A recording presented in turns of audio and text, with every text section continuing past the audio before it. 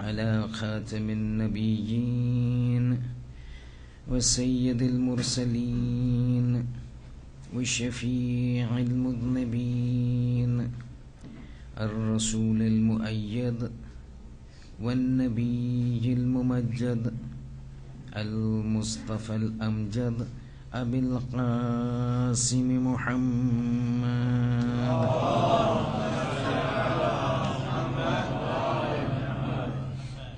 وعلى آله الطيبين الطاهرين المعصومين المظلومين، لا سيما على الإمام المنتظر وحجة الله الثاني عشر ابن العسكري المنتظر، ولعنة الله على أعدائهم أجمعين من الآن إلى قيام يوم الدين.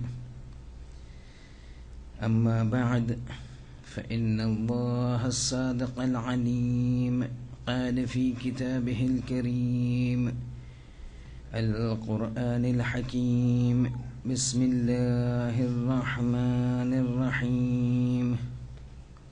يا أيها الناس اتقوا ربكم إن زلزلة الساعة شيء عظيم، يوم ترونها تذهل كل مرضعة أما أرضعت وتضع كل ذات حمل حملها وترى الناس سكارى وما هم بسكارى ولكن عذاب الله شديد. صلوات.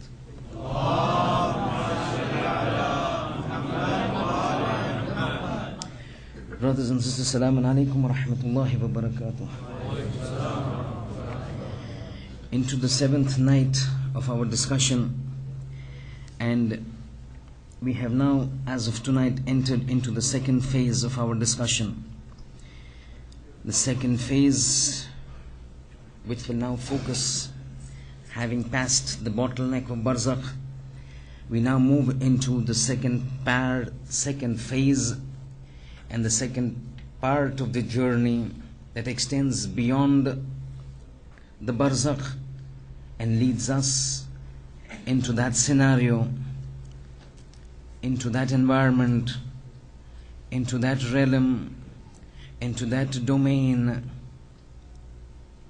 about which and in relation to which the most and the maximum and the greatest emphasis and stress has been made by Allah subhanahu wa ta'ala and the Holy Quran, meaning the environment and the realm of the final akhirah, which in our terminology referred to as the Day of Judgment, in the Islamic terminology referred to as Yawmul Qiyamah, an environment for which Allah subhanahu wa ta'ala has reserved His maximum stress and emphasis because of the severity of this bottleneck. But before we can go into the details, there was one thing that I had promised to you, and the time for that promise has come. 2 nights ago I had given something to the ladies to cheer about, and I had promised that after 2 days I will take it away from them. This is in relation to the punishment in the grave and the punishment of the Barzakh. And at that time when we had discussed, we had said that there is one act by means of which if a person embarks or indulges in, guarantees himself the recipient of the punishment of the grave. And one of the things related to man in relation of that man to a woman is if a man does not behave well with respect to his wife, then this man needs to wait and await the punishment in the grave. But this is as far as one side of the coin is concerned. In Islam, there is no such thing as partiality and bias. Everything is based on logic, everything is based on fairness and equity. And this stems from the equity and the fairness and the name that signifies this equity and fairness of Allah, which is Al-Adil. And so, when it has been emphasized to the males that make sure that your behavior to your wives and your spouses are good, or else you face my wrath. Similarly, we've got a specific tradition in which the Holy Prophet singles out the ladies of the community. When I say the community, I mean the Muslim Ummah. I don't mean the KSIJ Jamaat. I mean the community of the Shiites. And the tradition of the Prophet on various fronts have said that do remember, a large majority of the ladies will be entering into a state whereby they would be clamoring for relief from the punishment of God. Because of certain acts of theirs, a good majority of them will be facing the punishment of the grave.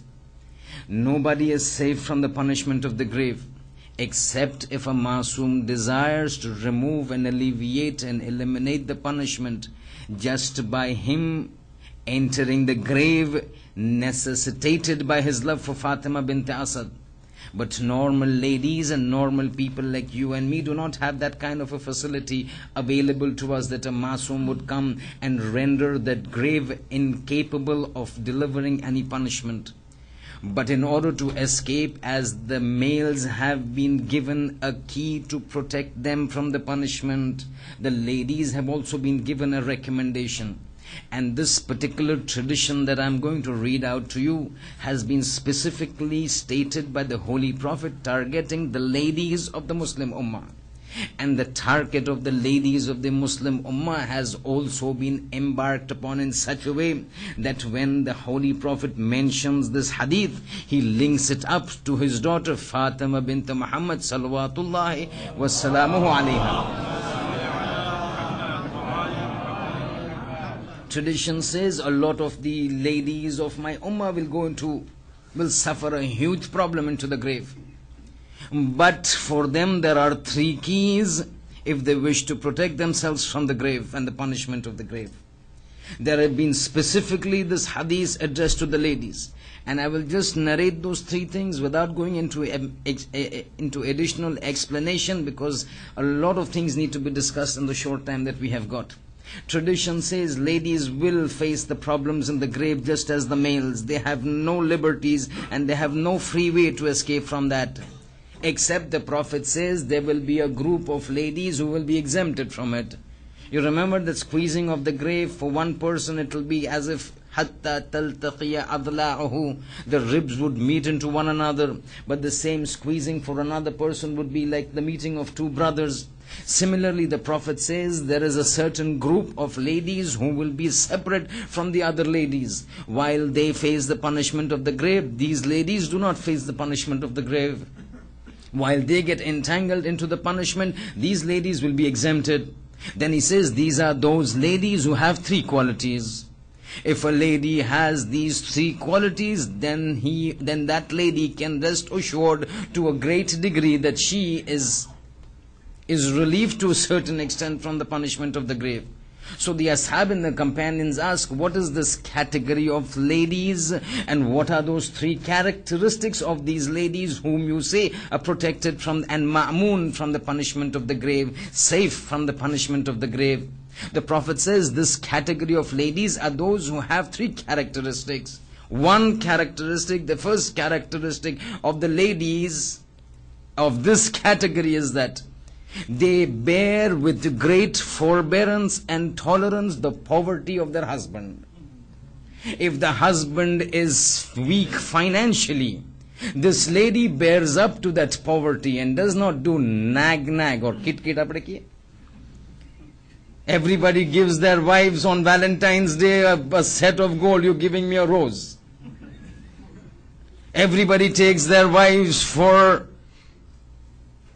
a holiday in Easter or in summer. You leave me over here in Orlando, the heat of Orlando. saying if a lady bears the poverty of the husband without any kit and without any nag, this lady has one of those characteristics that will entitle her to be exempted from the punishment of the grave. One.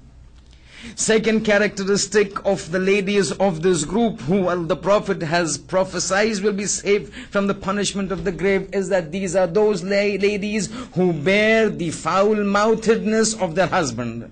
Let us understand and let us accept, males tend to be very uncouth in the house. Outside they may be salam alaikum, kem cho, kem ne, but when it goes to the house, then the reality comes about, right? It's saying if a husband is uncouth, if the husband is foul-mouthed, if the husband is an angry one, if the husband is always tormenting the lady, but this lady, for the sake of God who has said that this husband is now your way into paradise, and remember this, my friends, till the time a child and a lady, a son and a daughter are not baligh, or they become baligh but are not married, or as long as they are under the patronage of the parents, this son and this daughter, their roots and entry into paradise is dependent upon the parents. When the son grows up, he marries, he has children, that liability does not change. For a son, the only way that he can gain entry into paradise is by means of the happiness of the parents, the mother and the father. Details of this, night of Ashura, the Majlis. But for a lady, for so long as she is not married, her way into paradise is through the mother and the father. But the moment a lady gets married, that entire honors, that entire responsibility of hers towards the mother and the father now shifts and goes completely, unconditionally to the husband. To the extent that now if there is a clash between the words of the mother or the words of the father with the words of the husband, she is duty bound, wajib, obligatory and mandatory for her to listen to the husband and not the mother and the father.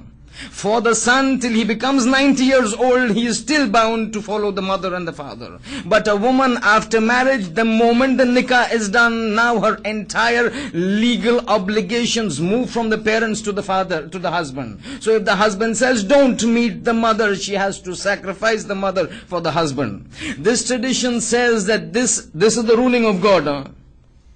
The liability of a woman, the responsibility, the subservience of the woman is for the husband only after marriage.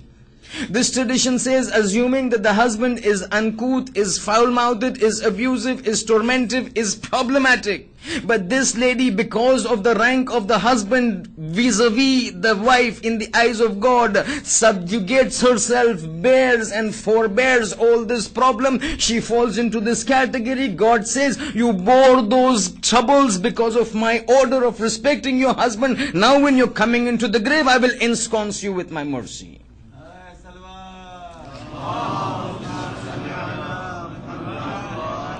And the third category and the third characteristic of this group of ladies is that these are those ladies who gift.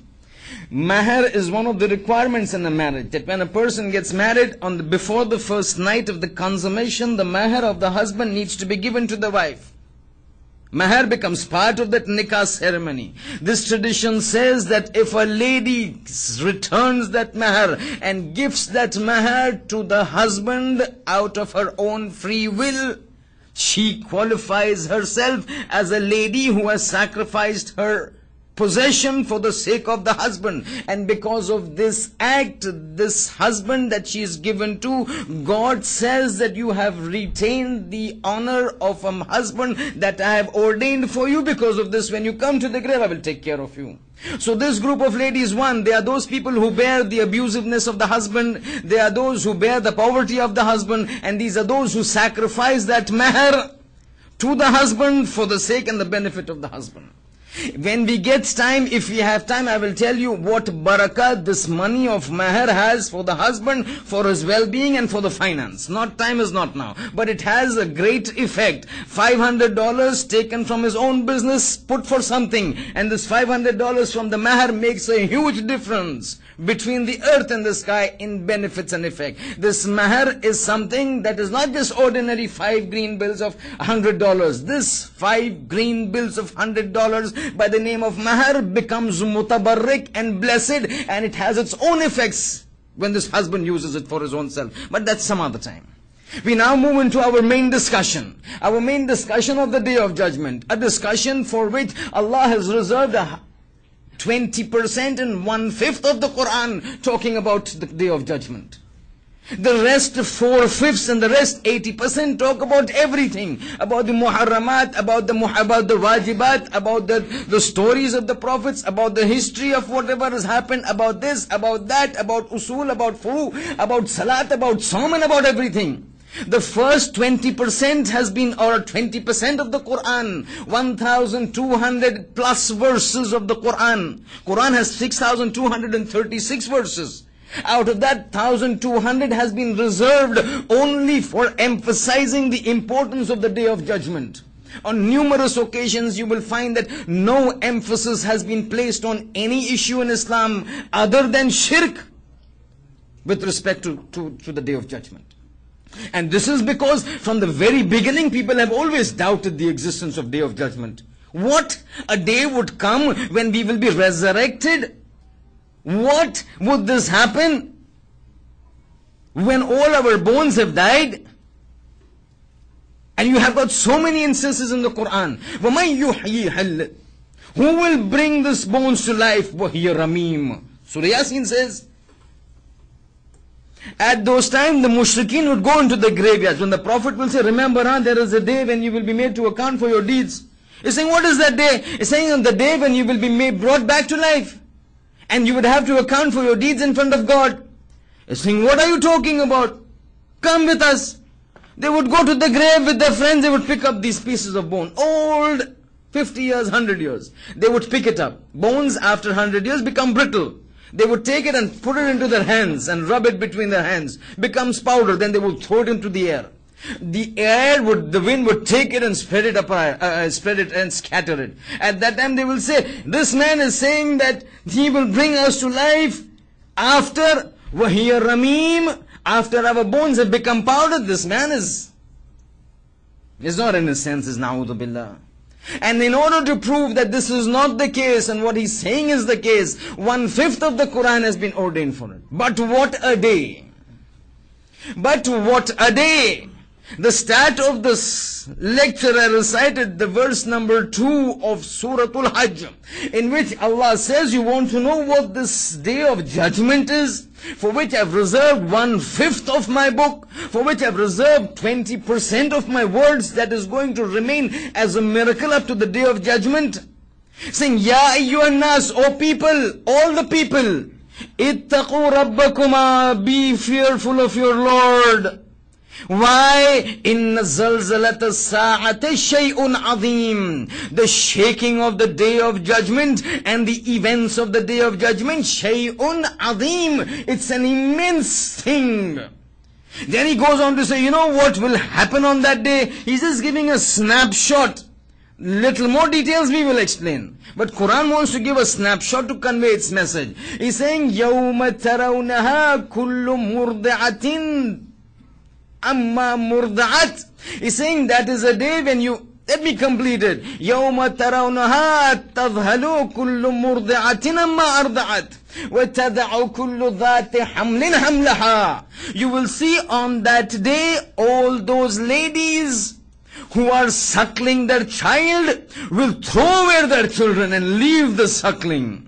You will see those ladies who have children in their wombs will miscarriage and abort their child because of fear of that day. They will just drop that child. See this, according to psychologists, this love between the mother and the child is immense, is intense, is very deep-rooted.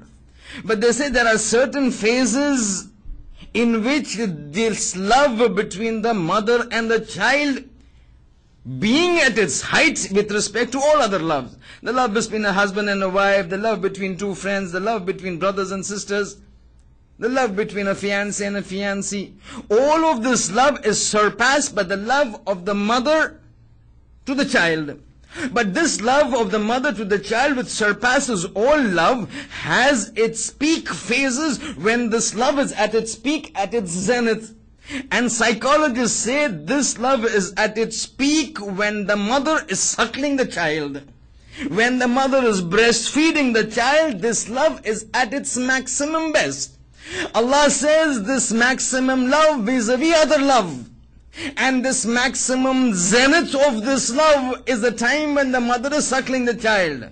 But a time will come when the fear of God will be so intense that would overcome this maximum love of the mother for the child. She will throw the child away. And the state in which she will throw the child away is mentioned by this verse. When it says, وَتَذْهَلُ كُلُّ ذَاتِ حَمْلٍ حَمْلَهَا. And those ladies who've got children into their wombs will abort and miscarry the child that is there in the wombs. And Allah is saying, you will see وَتَرَى النَّاسَ سُكَارَى. You will see the people in a state of intoxication. You will see the people in a state of stupor. You will see the people in a state of senselessness. And then he explains, وَمَا هُمْ بِسُكَارَى. They are not intoxicated by alcohol. They are not intoxicated by Heineken. وَلَكِنَّ عَذَابَ اللَّهِ shadid. The adhab of Allah on that day would be so intense that it would cause them to lose all sense of place, time and venue.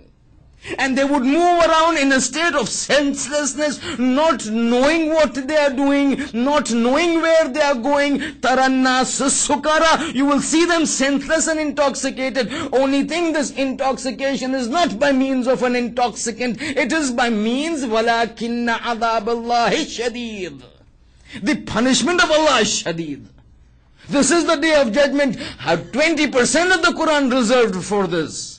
And that is why when they would say, the mushrikeen, we don't believe in this day of judgment, we don't accept this day of judgment, we don't think this day of judgment would come, Allah says, don't worry. يَرَوْنَهُ بَعِيدًا وَنَرَاهُ قَرِيبًا. They think it is too far and it is not coming, but we see it is approaching. وَاتَّقُوا اللَّهَ. Fear God for that day. And the fear is so much that it is tradition says, whenever the Prophet would start speaking about the day of judgment, his face would go red, his voice would become hoarse, his demeanor would change into somberness and soberness. Not even the Prophet, even those entities that tend to move in the spiritual world get affected by this.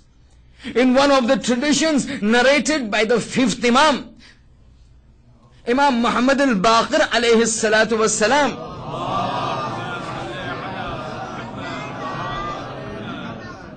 in one of the traditions of Imam Baqir alayhi salam, tradition says that one day the Holy Prophet was sitting with Hazrat Jibreel alayhi salam. They were discussing. All of a sudden, the Prophet is looking at Jibreel and he's talking. All of a sudden he sees Jibreel's face overcome by fright. Jibreel is looking onto the skies, his face overcome by fright, begins to shiver, color drains from his face, and he is as if almost on the verge of dying. When he sees this, and all of a sudden, he sees Jibreel look on top, and all of a sudden the body begins to shake, the color drains from his face, and absolute terror manifesting from his appearance. When he sees this, he looks up to see what the Holy Jibreel is looking. When he looks up, he sees a huge angel covering the skies from east to west, descending from the skies. When he sees that angel descending from the sky, he's looking at Jibreel. Jibreel is shaking, shivering. He's looking at that angel, colossal, huge, coming down. So he's looking, where is this angel coming? He comes to him and says, Ya Rasulullah, Allah send the salam, accept my salams to you. Then he has a talk with her, which I do not want to explain and discuss. for lack of relativity with the topic. They have a talk, and then he says, okay, I'm leaving, and he goes away. As he is going away now, the Prophet is looking at Jibreel, and he sees Jibreel, the color coming back to his face, his composure recovering. He comes back to his normal self, Jibreel as before. So he says, the Prophet says, Jibreel, what is this that has happened to you? This angel came and talked to me, but you were like a child in front of a horror movie. That I'm saying, he didn't say the horror movie. Prophets don't watch movies. He's saying you were shivering like a child. What is the reason? So he's asking Prophet, do you know who this angel was? He's saying, no, he came and he spoke to me and I discussed a few things and he's left. He's saying his name is Israfil.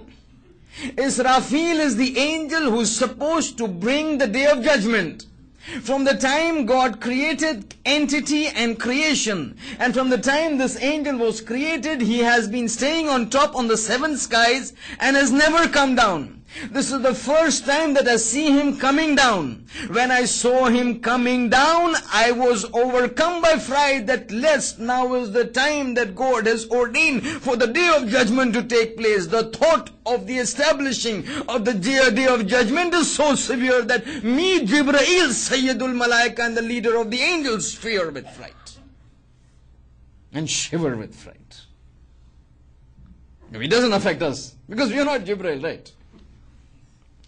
The fear the prophets fear, the Jibreel angels fear. This is what it is. And what a day. Tradition says when the day shall dawn, an expression of fright that will overcome each individual. Quran mentions, saying, Quran is saying, وَاقْتَرَبَ الْوَعْدُ الْحَقِّ. The time of truth has neared. When the time of truth shall near, then he is saying, there are those people who are kafirin and those who are sinners. وَاقْتَرَبَ الْوَعْدُ الْحَقِّ وَتَرَى الَّذِينَ كَفَرُوا شَاخِصَةٌ أَبْصَارُ الَّذِينَ كَفَرُوا. And those people who do not believe in God and those people who are sinners, you will see them. And then he is portraying a portrait of how they will be looking. He's saying you will see them shaqisatun absar. Absar means eyes. Shaqisatun means popping out. Anything which pops out is called shaqisa in Arabic. He's saying when you see these people on the day of judgment, you will see their eyes as if they are trying to pop out of the socket because they are overcome with such intense fear and fright of that day. And it is said this intense fear and fright in Surah Ma'arij. Quran tells us that what I am narrating to you about the horrors of this day is not something that is an hour that you listen to shake and then go home into the confines of the fallacy of this world. He's saying this is a time وَتَعْرُجُ الْمَلَائِكَةُ وَالرُّوحُ إِلَيْهِ فِي يَوْمٍ كَانَ مِقْدَارُهُ 50,000 سَنَةً.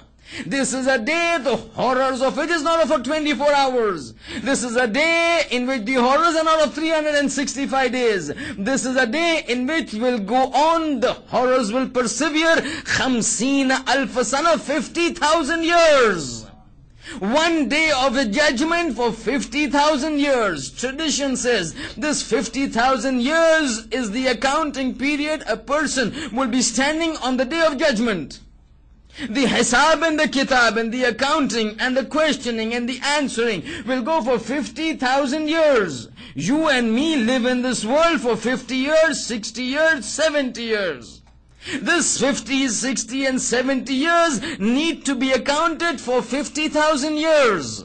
Tradition says on that day of judgment there will be 50 stations. There will be 50 stations, there will be 50 resting places. Resting places is my terminology. There is no rest there. It is a station where every person will have to pass through those 50 stations.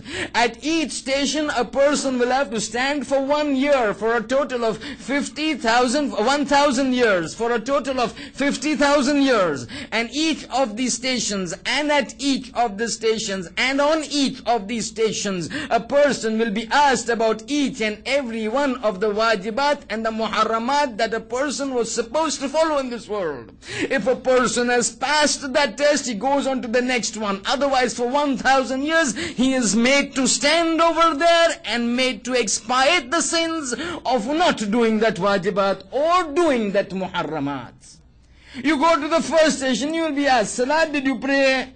If you prayed, how did you pray? If you did not pray, why you did not pray? If you prayed, why was your makhraj not correct? Why did you know the rules of fiqh? Why was this done? Why was that done? 1,000 years standing over there. Once you finish off, if you finish off, if you don't finish off, then you're supposed to face the punishment for 1,000 years. Then that is not finished. You say, salat finish. No, the next station. Hajj, zakat, saum, radd mazalim, loving the parents, loving the teachers, respecting the elder, everything, 50 stations, 1,000 years each. But at some time, these 1,000 years that take place in a very different manner. Because for some, these 1,000 years is 50,000 years for every station. But this is again not for all. Because the manner in which things take place is very different. For very righteous and pious moment, it's not a 50,000 year wait and problem. For them it is said, if you are righteous, pious, obedient servants of God, everything goes quick. The freeway, the fast lane, the express lane. It is said it won't take much time for a person who has been good in this world. Because two sides of a coin, right? Two sides of the coin. One side of the coin, the pious person, the righteous person, the good person, the obedient person. For him it is said that 50,000 is not for you, my friend. You've been a good man. You've been a good creation of mine. You've been a good servant. I will not let you there. When the talk of 50,000 years came, the companions asked, Ma atwal al-muddah. 50,000 years to account for 50 years in this life. The Prophet says that is not for everybody. For those who are good, لَيُخَفِّفُ مُدَّتَهُ. That period will be reduced حتى يكون مدته أخف من صلاة مكتوبة يصليها في الدنيا. It will not take more than the time a person takes to recite one wajib prayer in this world. But then he says there are people who will be subjected to such pressures and punishments that even before they come onto the plains of Qiyamah, because we've not gone through the entire details of how a person will go on to the plains of Qiyamah. We're just talking about certain characteristics before we go into depth. It is said there will be certain people who would be asked from the grave, Qum. Qum means stand up. Rise from your grave, because now has come the time for you to return to God and account to Him what you have done in this world. As soon as it is said, Qum, he will rise up. And how he will rise up, we will discuss in another couple of lectures. But he will rise up, he will. As he rises up, he will say, Haya, proceed towards the plains of Qiyamah. When he is ordered, he has to follow, because there is no saying no. He puts one step forward from the grave onto the ground leading up to the plains of Qiyamah. As he's about to lift his second leg from the grave, it will be said, stop. This is how you're going to stand. But you asked me to go to the plains of Qiyamah. Yes, you will go, not now. You will remain standing 300 years. One leg in the grave, one leg outside. People like me, for 3 matams I cannot stand after reciting. So I have to sit down at times. 300 years, one leg outside, one leg inside. Wait. You think in the world you can do whatever you want. Now you listen to what I am telling you to do. And man will not be able to do anything. 300 years, one leg in the qabr, one leg outside. Wait till your turn comes. But at that time the situation is kabisa different. The situation is very different. Because at that time when the scenario unfurls, the similarity and the similitude that is given by the narrations is that if there's a tree on which there are birds sitting, and suddenly a boy comes, picks up a stone and hurls it at that tree. How would all the birds start fluttering and flying around? The thing on the Day of Judgment, humans exactly the same situation. It will be as get up and they will not know where to go. They are so stunned, they are so frightened, they've been resting, they've been in a pain, but the pain over here is immensely magnitude, is more than what it was. They will move around startled like birds, and that is why the Quran says, وَتَرَاهُمْ سُكَارَ تَرَوْنَهُمْ سُكَارَ. You will see them that they are like intoxicated persons. But at that stage, because of this intense fright that you heard, that people will appear as if they are intoxicated. People would appear as if they are senseless. They don't know what they are doing. They don't know what they want to do. They're just seeing things and the punishments and the horrors which they have not seen before. So they can't think. At that time, their only concern is nafsi, nafsi, my salvation and my salvation.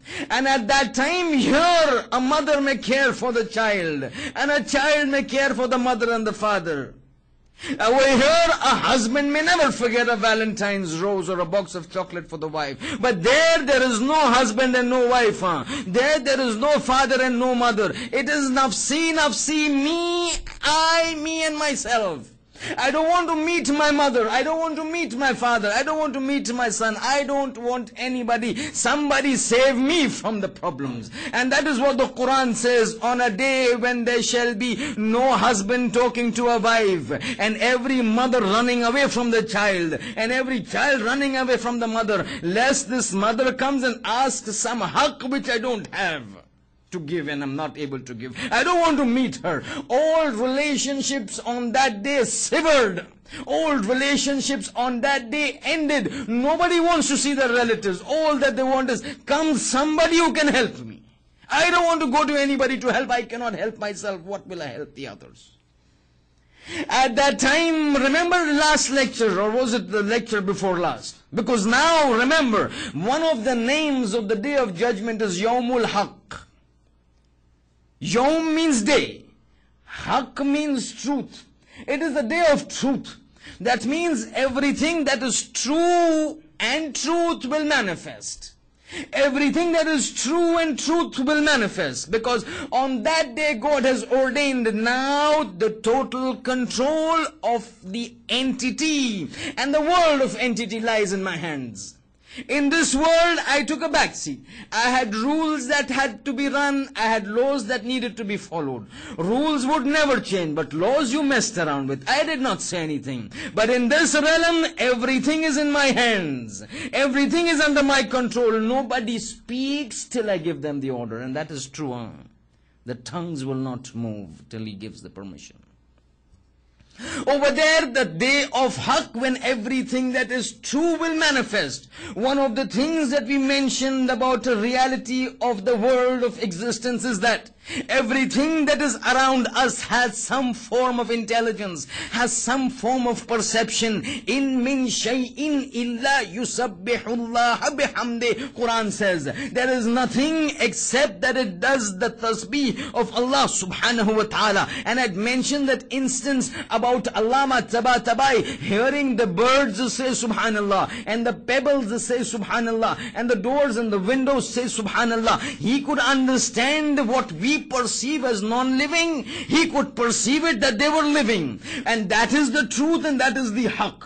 On that day, which is the day of haqq, this truth will manifest itself. The very ground that we stand upon, which we see and we feel, is non-living. The earth, we say, is non-living. The earth, we say, has no perception. On that day, the real perception and the intelligence will manifest itself. That ground of the day of judgment, the plains of Qiyamah, will become living and intelligent. The reality and the haqq will manifest itself. And tradition says, when people are brought onto the plains of Qiyamah, two friends standing side by side, but this earth of the plains of Qiyamah will deal with both of them differently. If one is a good person, the earth below the feet of of this person will become cool, will become calm, will become a sort of salubrious, good to stand upon. But a foot beside him, the person standing beside him is a sinning person, is an evil person. That portion below his feet will become red hot and will be filled with fire, burning him from the soles right up to the end.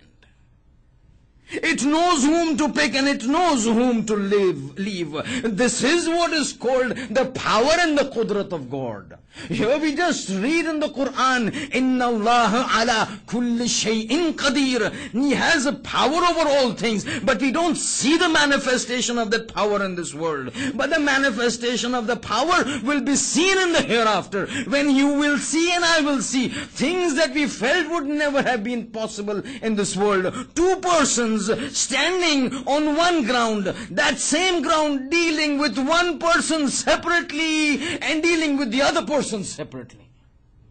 And this is not just the case with the ground. Everything there which is a creation of God will be given intelligence and life according to its capacity. And that is why it is said, on the day of judgment, and I will not be able to reach this phase in this series. Which phase? The Sirat. The pull and the bridge of Sirat that goes over the hell. There it is said, when people are passing, which is a bridge that connects the day of judgment to the gates of paradise. Underneath is hell. Every single person who wants to go to paradise has to go over it. Not who wants to go to paradise. Every single person will have to pass over that bridge. As that person is passing over the bridge, you find a sinning person going, you find a pious person going. You find a group of people going one after the other. At that point of time, tradition says, those who are sinning servants, the flames of hell will creep up from below and engulf this person who's a sinning person and drag him to the pits of hell. But the person 1 foot beside him, who's a pious person, will not face 1 inch of the warmth of that fire. Intelligent fire, because it is Yawmul Haqq. Haqq is that every creation of God has been given a certain perception. Walakin antum la tafqahun. Quran says, you don't perceive that perception that we have given to things that you consider as non-living. They're not non-living, they're living. In min shay'in. There is no such thing that is not living. Everything is living. Walakin antum la tafqahun. You do not see it. You do not see it. This incident, this life, this ground, the fire, the entire plains become alive. But how and what happens when you enter the plains will be a discussion a little later. But over here I want to discuss another aspect. That before that day of judgment comes, we've still not got into the day of judgment. This is a trailer. We've still not gone into it. This is a snapshot. We'll go tomorrow and day after.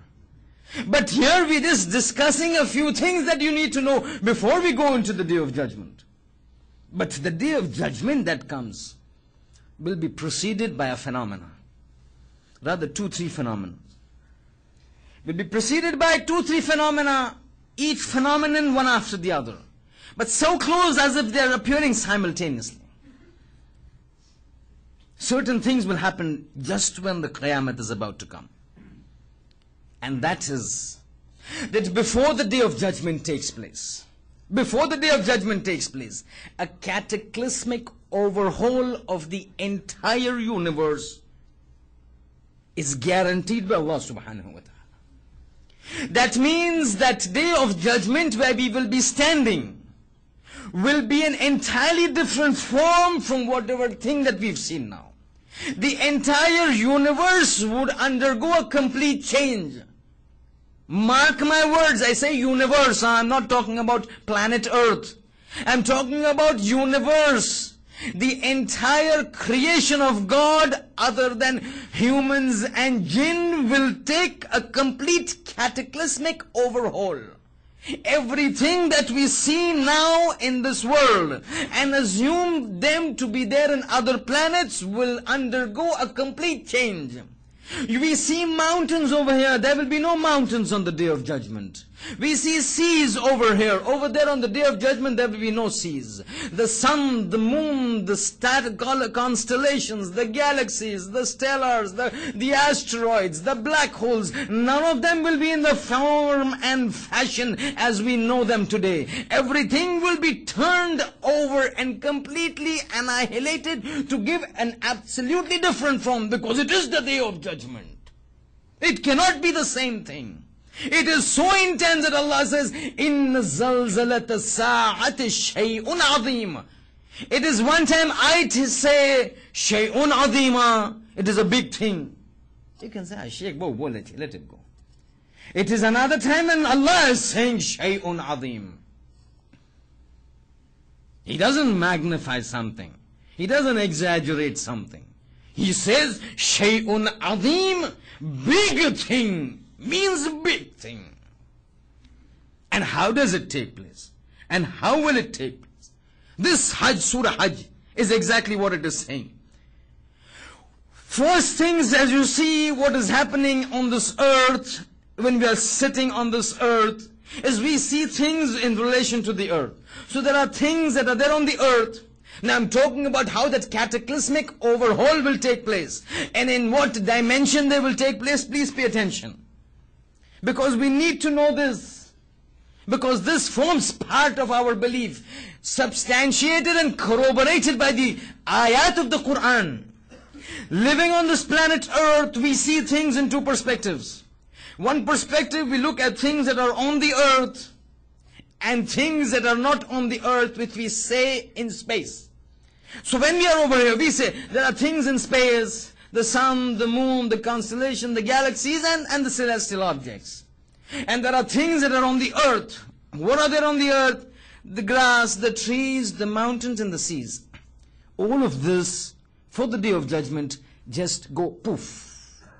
They don't exist. And that is why it is said, on the Day of Judgment, when man is in that state of intoxication, and when he wants to seek help, and he wants to seek refuge, he will try to look for a place to hide. But that plain of Qiyamah does not have a place to hide, because there are no mountains, there are no trees, flat land, nothing resembling the earth that we know of today.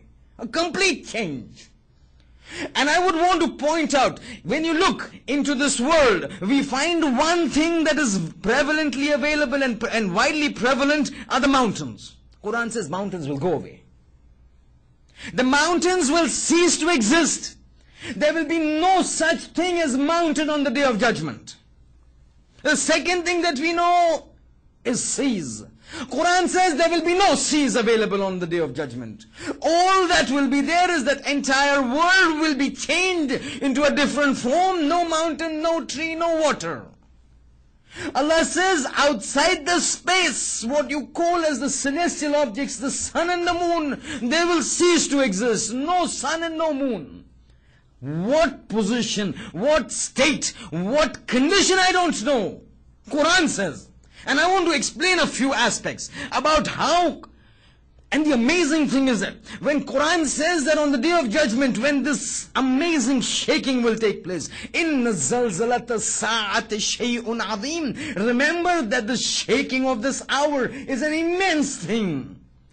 Amazing thing is that he goes on record in Quran to explain the various steps in which he does away with the mountains. Obviously not in one surah. In 5 different surahs, he states how he changes the positions and the form of these huge mountains, the Andes, the Rockies, the Himalayas, the Kilimanjaros, and the Mount Meros. How he does away with them so that when he finishes his actions, there is no sign of anything called a mountain. It starts off in Surah Tur, verse number 10, when he says, وَتَسِيرُ الْجِبَالُ سَيْرًا. The first thing that we will do, and the threshold of Qiyamah is, وَتَسِيرُ الْجِبَالُ سَيْرًا. We will pick up the mountains and uproot them from their places, and you will see them as if they're flying. Surah Tur, verse number 10. وَتَسِيرُ الْجِبَالُ سَيْرًا. The first step in our annihilation of mountains is that we will pick it up and make it fly in the air. وَتَسِيرُ الْجِبَالُ سَيْرًا. Then he says, In Surah Haqqa. In Surah Haqqa he says, وَحُمِلَتِ الْأَرْضُ وَالْجِبَالِ فَدُكَّتَا دُكَّةً وَاحِدًا. Once we have picked it up from the ground, and they are flying into the air, we will take these mountains in one hand, and we will take the earth in the other hand. And remember, when I'm talking about hand, doesn't mean this hand, it means power.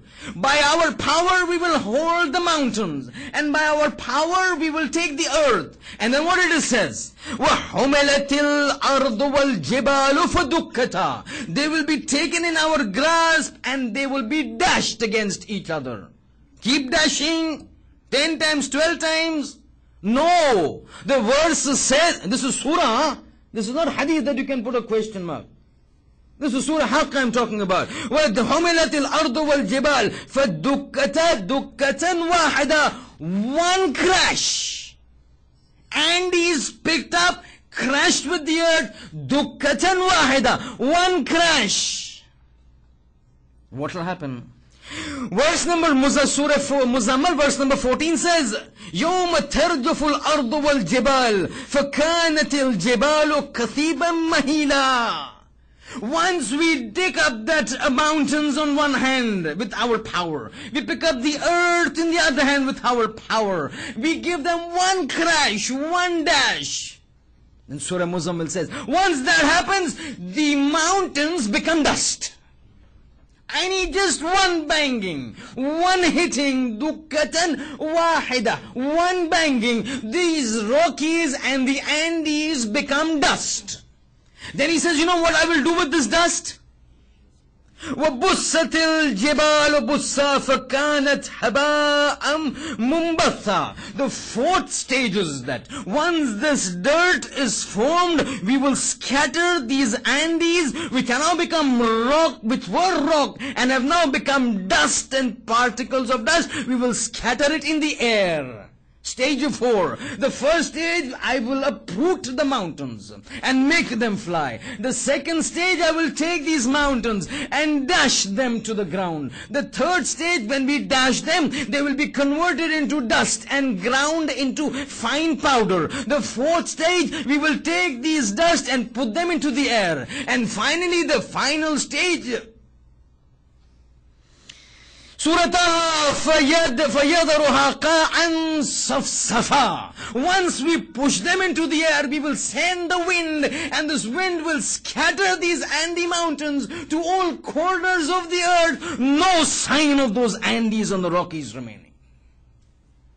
Ajab, this is on. He goes to such lengths to explain what he's going to do.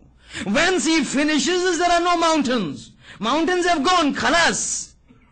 And it is not just the Andes and the Rockies, the Kilimanjaros and the Himalayas, all of them taken in one stroke.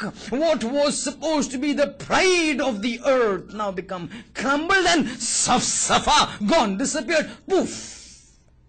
This is the day of judgment. Everything needs to change. But then he says, yes, this is what we've explained is only about the mountains. But we said on the earth there are two things. The mountains and the seas. He says, we will not leave the seas. We will not leave the seas too, because this is the day of judgment. إِذَا وَقَعَتِ الْوَاقِعَةِ لَيْسَ لِوَقْعَتِهَا كَاذِبَةٌ. There is no falsehood in this. This is happening, he's saying. How? The seas. He's saying in the seas, وَإِذَا الْبِحَارُ فُجِّرَتْ. In the Quran, there are two terminologies with respect to the seas. At one time it says, وَإِذَا الْجِبَالُ فُجِّرَتْ. At some time it says, وَإِذَا الْبِحَارُ بُسِّرَتْ. Either of these means that these seas that you see that are there, huge, 7 hours, 8 hours across the Atlantic, the huge Pacific, the marina depths, all of these in one stroke, وَإِذَا الْبِحَارُ فُجِّرَتْ. Fujirat, we will convert this entire seas into a ball of fire, and you would just be looking at it and all of them will convert into vapor. All that will remain is plain ground, no more water remaining over there. And then what we will do is we will convert this whole thing. Finally, such a cataclysmic change will take place on the earth. That the mountains have gone and the seas have turned into vapor. So what was the 75% or 70% covered by water, all water in a flash, poof, vapor, gone. It's God, inna Allah ala kulli shay'in qadir. Then he says, we will not. This is what we've explained to you regarding the earth. But you forget there are certain things beyond the earth. Even them we will not leave. This is our promise to you, that the day of judgment will come. Inna zalzalat as-sa'ati shay'un azim. He says, when we turn to the skies, we will change it. We will change it. And the best thing, and the best surah that outlines the entire event that will take place with respect to the celestial objects, Surah Takwir. إِذَا الشَّمْسُ كُوِّرَتْ وَإِذَا النُّجُومُ انْكَدَرَتْ وَإِذَا الْبِحَارُ فُجِّرَتْ وَإِذَا الْبُحُوشُ حُشِرَتْ. Sing وَإِذَا الْبِحَارُ سُجِّرَتْ وَإِذَا الْجِبَالُ سُيِّرَتْ. This entire sun that you see, وَإِذَا الشَّمْسُ كُوِّرَتْ. The first verse of Surah Takwir. وَإِذَا الشَّمْسُ كُوِّرَتْ. The word كُوِّرَتْ, which has its origin in Takwir, which is the name of the surah, Surah Takwir. Takwir means Kuwwirat. In olden days, if you remember, it's right now we've got these electronic gadgets and papers. But in olden days, we did not have papers, right? There would be those long scrolls. You saw that those movies of Imam Rida and Imam Ali, when they want to write letters, they had those parchment scrolls. So they would write, and they would fold it up. They would tie it up. They would put their seal. Then if they want to send it to some place, they would send it to the place. Then that person would break open the seal, open the knot, read what the letter is, and again fold it. That opening, when it is written, that parchment, when it is folded up, so that it becomes a roll into the hand, is called takwir. Folded up. Allah says, وَإِذَا الشَّمْسُ كُوِّرَتْ. We will fold up the sun as we fold up the scrolls. The sun will not remain. وَإِذَا النُّجُومُ انْكَدَرَتْ. This nujum and these stars that you see, millions and billions of stars that you and me cannot count, in kadarat, we will just switch off the lights. You will not see them. In kadarat means gone. The illumination is not there. They will cease to exist. They are stars. They have their light. All of a sudden, وَإِذَا النُّجُومُ انْكَدَرَتْ. Gone. We'll go away with it. The sun will not be there. The moon will not be there. The celestial objects will not be there. It will come to a point when Quran says in Surah Anbiya, يَوْمَ نَطْوِي السَّمَاءَ كَطَيِّ السِّجْلِ لِلْكُتُبِ كَمَا بَدَعْنَا أَوَّلَ خَلْقٍ نُعِيدُهُ. We started this universe with nothing, something very dense, and we opened it out. So we got the planets, we got Earth, we got satellites, we got several planets, solar systems, galaxies. It was nothing. From nothing, we brought the whole existence into existence. Saying a time will come, we will roll back all our existence back into the state that it was in before. And now we will bring forth a new creation, which will be the plains of Qiyamah for the day of judgment. The whole world, the universe as we know it now, kabisa finish. Doesn't exist. Celestial objects gone. The sun folded up. The moon folded up. The stars not existing. That means then there will be no sana. No question would be coming into your minds. From the time that we were small, we have been given to understand, on the day of judgment there will be so much heat that it would be said that on top of our heads, the sun would come on top of our heads. That is a metaphorical statement. There is no sun. Quran is saying, وَإِذَا الشَّمْسُ كُوِّرَتْ. Now either you believe those talks or you believe the Quran. What that metaphorical statement that at head height the sun will be there is an indicative expression to indicate the intense heat that would be there on that day. Not that the sun is on top. Quran is saying, وَإِذَا الشَّمْسُ كُوِّرَتْ. Gone. Sun doesn't exist. The heat is there. And what happens, we will see later. But this is what happens. The entire system of existence, in order to prepare for that major event for which God has created humanity, Because you and me have to go to heaven or hell. There is no other way. There is no other place. And if we have to go into heaven or hell, we have no option except to stand on the plains of Qiyamah and convey to God, what have I done and you have done in this world. So all this preparations, this warning is for this major event. Everything that is there is for this. The prophets were sent, the imams were sent, Karbala took place, you and me sitting over here, all for one purpose, to stand up before God and tell Him, hi, what have you done, tell me. And now for this He's reserved 20% of the Quran. At times He's warned, at times in a nice tone, at times in a strict tone. Someone, someplace and somewhere should understand. Small and calm tone, you don't understand. I don't understand. Rough tone, I don't understand. I talk about in a different way, metaphorically, I don't understand. I talk directly, I don't understand. Then how will I understand? We have to understand someplace. But this is what it is. A whole system changing, and eventually you get a plains of Qiyamah, flat, barren, no help, where the entire mechanism of God comes into play. Because at that time, one last sentence before we go to the Messiah. Because it is said that when the day of judgment comes, Allah garners and gathers His entire force. You remember there are 7 heavens. There are 7 heavens, and the Arsh and the hub of power of Allah is at the 7th heaven.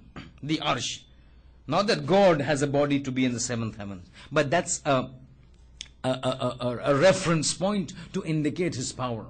It is said when this cataclysmic event takes place, and إِذَا وَقَعَتِ الْوَاقِعَةِ takes place, and the day of judgment is there, at that time a rule will follow, a command will come, an ordainment will follow, instruction will be issued by Allah. Whereby He will tell, oh my angels, this is the time that you had to be waiting for. Come on, start working. At that time it is said, all the angels of the first sky will encircle the day of judgment. There is no escape. There you don't talk till God tells you to talk. And I don't talk till God tells me to talk. There it's complete control over a person's body. My tongue might want to talk, but if he doesn't agree, this tongue will not move. And there is no death. It's all a one-way journey forever and ever. At that time the rule will come, the instructions will come, take over your positions. At that time tradition says the angels of the first sky will encircle the entire mahshar. Mahshar means the place of hashr, the place of resurrection, the day of judgment. They encompass the whole place under their control. As soon as they take over, above them encircling will be the angels of the second sky. And then encircling them will be the angels of the third sky. And encircling them will be the angels of the fourth sky, and the fifth sky, and the sixth sky, and the seventh sky. The angels of those 7 skies encircle the entire entity. And there those main angels of God then manifest themselves. Mikael, Jibrail, Israfil, Israel, in a state of terror and fright, because they don't know how God is going to react on that time and on that day. And it is at that time then the entire splendor and the majesty of your and my Lord Allah subhanahu wa ta'ala will manifest itself. In what form? In the next 2 lectures. But that is the time you and me will see what does inna Allah ala kulli shay'in qadir means. Here you don't see, I don't get up for my morning prayers, nothing happens. There we will see tomorrow what happens when we don't wake up for the morning prayers. Because at that time the entire governance is in the hands of one entity, Wahid al-Qahhar. But what brings that event? A small event, but a very important event we will discuss tomorrow. Today we have to understand, right? Then how do we work with our children? We saw the example yesterday of On and Muhammad. At what age they were being told. At what age they were being helped out. At what age they were being fostered and developed. But as you understand more and more about the development and teachings imparted by the Ahlul Bayt to their children, we are nothing short of being stunned. Because a child of 13 years old can give an answer that our big people will not be able to answer. Qasim, Shah Qasim, the question that was asked to him by Hussein, and the answer that Qasim gave, not an ordinary answer. You may hear it every year, but you try to analyze it. Which of our 13-year-old child would be able to answer that way? It has to be the teachings and the upbringing of the Ahlul Bayt. From the time they are small, ingrained into their lives. Nothing in this world matters except the entity of Allah subhanahu wa ta'ala. And that is why, when Hussein left Medina, and then eventually Makkah to come to Karbala, the days began to pass, till it became the night of Ashura, the eve of Ashura. At that time he called his companions, come here. He's saying, tomorrow is a very dangerous day.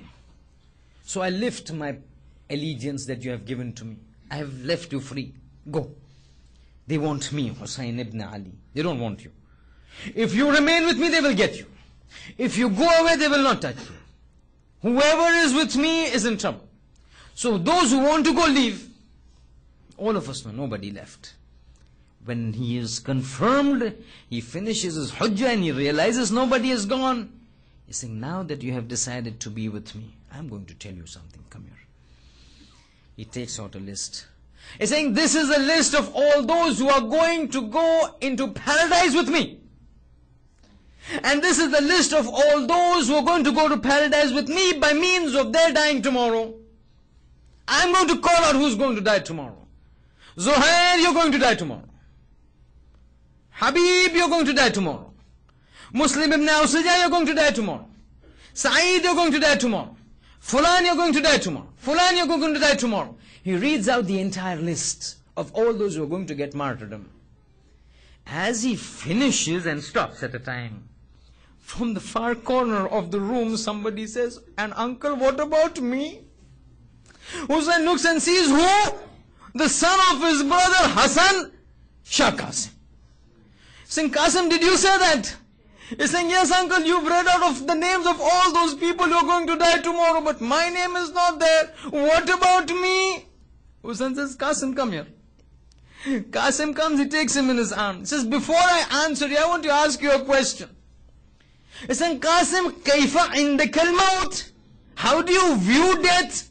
The answer is enough to leave us stunned. What kind of development of a 13-year-old child when he says, uncle, for me death is sweeter than honey?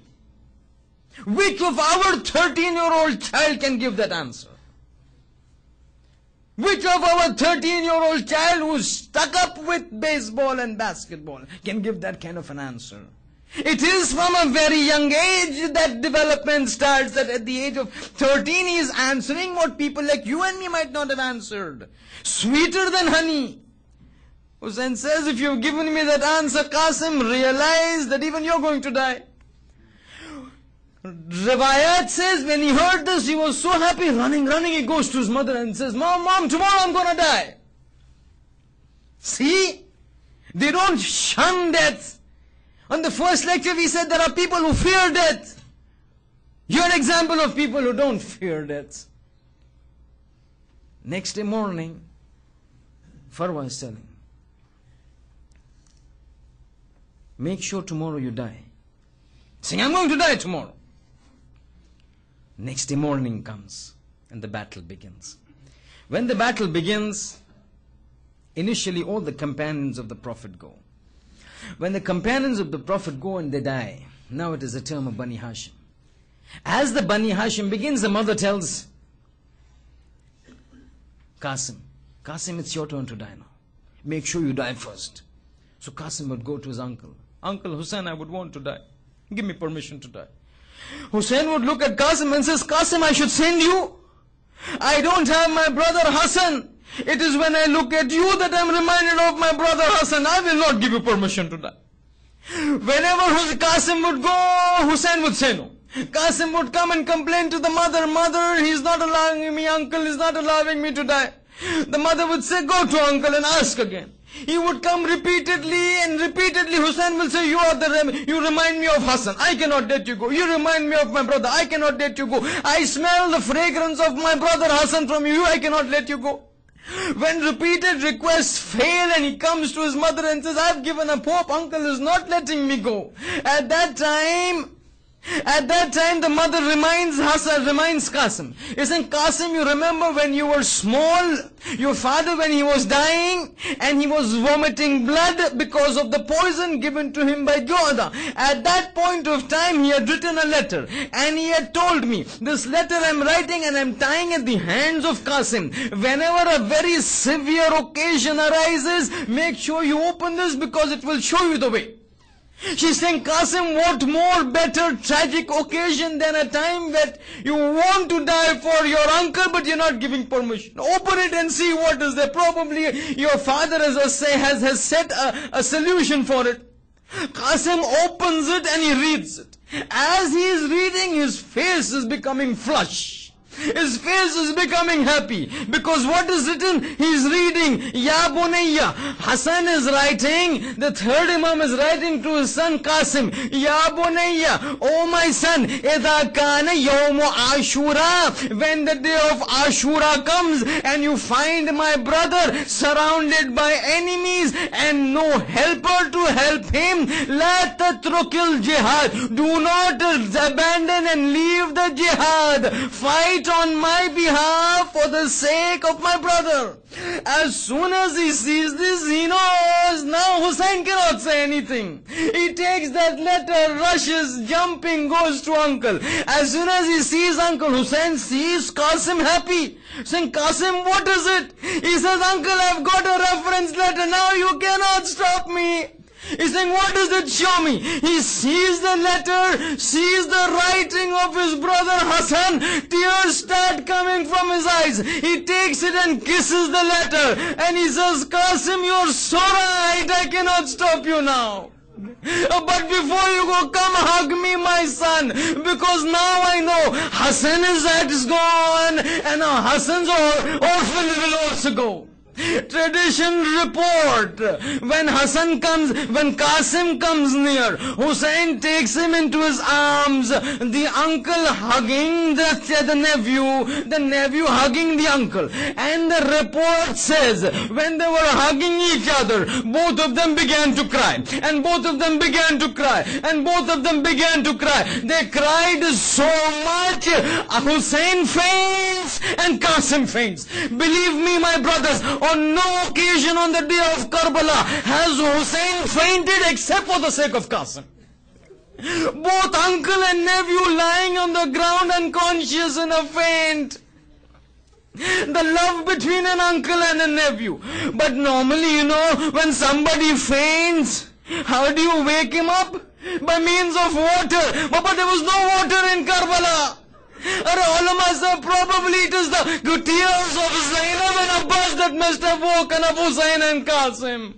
But now Qasim gets up, Hussein gets up, Hussein cannot say anything. Elder brother has given his reference, he has to send him. But now before going, he says, Zainab, come here. Can you get me that small little chest that we have in that tent? Zainab goes and brings that chest. As she brings that chest, Hussein opens it up. What is inside? The amama of Hassan. He takes it up and puts it on small Qasim. Then he takes out the rida of Hassan and takes it out and puts on Qasim. You look so much like my brother Hassan, Qasim. How can I still let you go? Had my brother not written that letter. But now Qasim is so small, 13-year-old, he cannot even sit on the horse. Hussein helps him to sit on the horse. Report says, Hamid ibn Muslim says, when Qasim came out of the tent and he was made to sit on the horse, I felt as if a moon is coming out of the tent. You really understand, my brothers, if an enemy says that Qasim was looking like a moon entering the battlefield, what was the thing going in the minds of Qasim's mother Farwa? Enemy says a moon is coming. What would be going through the mind and to the heart of Farwa? Qasim is going never to come back. But Qasim goes into the battlefield. He fights and he fights. But a 13-year-old son, how much could he fight? A Shaqi comes from behind, picks up the sword, hits him on the back, and now Qasim cannot stable himself onto the horse. He falls onto the ground. As he falls, he calls out to Hussein, Ya Amma Adrikni, oh Uncle Hussein, help me. As soon as Hussein hears it, he says, this is my Hassan's son. Qasim is calling me. He rushes forward, sword drawn. He approaches that man who after hitting Qasim was returning back, and he strikes that man. As soon as he strikes that man calls out, oh my friend, Hussein is attacking. Help me, help me. As soon as the cry of help came, the forces that were on the left began to rush towards the right. The forces that were on the right began to rush towards the left. And where is Qasim? Qasim is on the ground. On top of him, horses moving around. When that initial movement stopped and the air cleared, Hussein is looking, where is my Qasim? Where is my Qasim? He sees the Qasim onto the ground, trampled by the horses. A 10-year-old, 13-year-old boy, trampled by those huge Arabian horses, left to right and right to left. And this is the reason it is said that Imam al-Zamana in Ziyarat al-Nahiya sends a salam, my salam upon that Shaheed of Karbala, whose right ribs have moved into the left ribs, and the left ribs have moved into the right. Hussein goes, he says, my Qasim, you called me, but this uncle could not save you. He picks up the lash. Brings it to the tent. He puts it into the tent. Farwa comes and says, this 13-year-old child, what are the marks on this body? What could Hussein say? These are the horses that have gone over a 13-year-old child's body. The issue finishes off. The Ashur continues. Hussein is killed. Shab Ashur is about to, the day of Ashur is about to end. Abbas is killed, Akbar is killed. Hussein is killed. There are no males except Zainul Abidin. All of a sudden, Zainab is in her tent and Fizza comes running. He's saying, Princess, big issue. He says, what happens? He's saying they're putting iron heels onto the hooves of the horses. He's saying, what does it mean? He's saying it means that now these horses are being lined up so that they will trample all the bodies of the dead people. It is not Ajib if Zainab would have said, slowly Fizza, don't let Farwa hear. She will not be able to bear. Once my son trampled while he was alive, and second time trampled when he was dead. Oh, is this how people behave with a 13-year-old child? وَسَيَعْلَمُ الَّذِينَ ظَلَمُوا أَيَّ مُنْقَلَبٍ يَنْقَلَبُونَ أَلَا وَلَعْنَةُ اللَّهِ عَلَى الْقَوْمِ الظَّالِمِينَ. مات محسن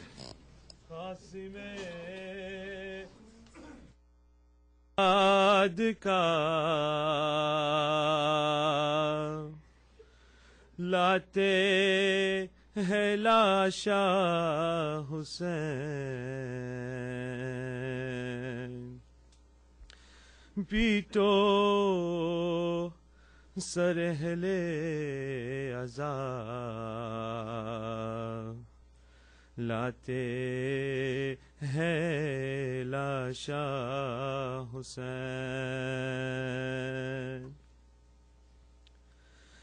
मादरे Qasim ने लाश पे रोकर कहा आ गई